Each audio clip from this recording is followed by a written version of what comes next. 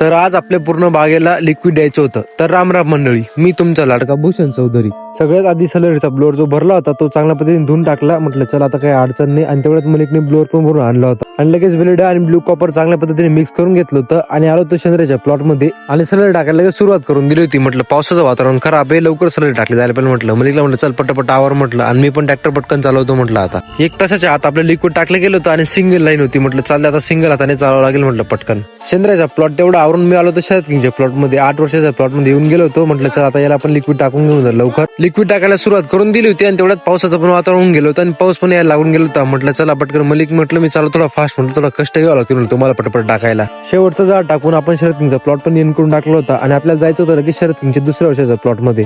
Plot मध्ये येऊन लगेच सलरी टाकायला सुरुवात करून दिली होती. आणि शरद किंगचं झाड 2 वर्षाचं आहे आणि हा पहिलाच बार पकडलाय. आणि सेटिंग कशा पद्धतीने झाली कमेंट मध्ये तुम्ही नक्की सांगा. आणि प्लॉट पण पूर्ण टाकून झाला होता. म्हटलं आता काही अडचण नाही. आणि तेवढ्यात आपली डोकरांची गाडी आली होती आणि पटापू पूर्ण खुश होऊन गेला होता. आता पटकन शरद किंगच्या झाडांना लवकर डोकर लागून जाईल म्हणजे त्यासाठी काही अडचण येणार नाही. म्हटलं पहिले डोकरात उतरावं लागतील. लगेच आम्ही गाडी उतरवायचं काम करत होतो. पटापट म्हटलं मी खाली फेकतून तुम्ही लगेच ठेवण्याचं काम करा म्हटलं. आणि भूषण चौधरीची व्हिडिओ आवडत असतील तर घ्या पटकन भूषण चौधरीला फॉलो करून.